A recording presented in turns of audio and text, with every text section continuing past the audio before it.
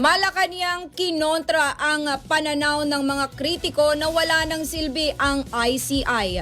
Umaabante sa balita si Abante reporter Eileen Taliping.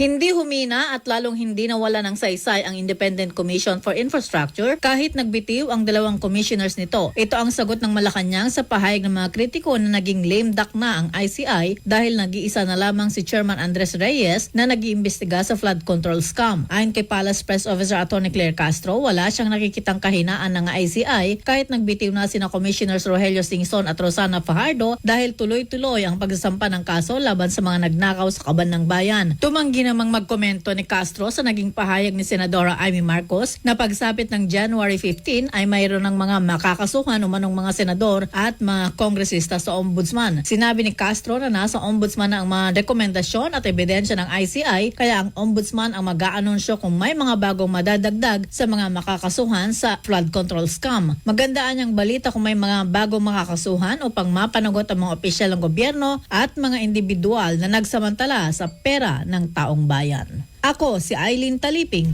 Abante!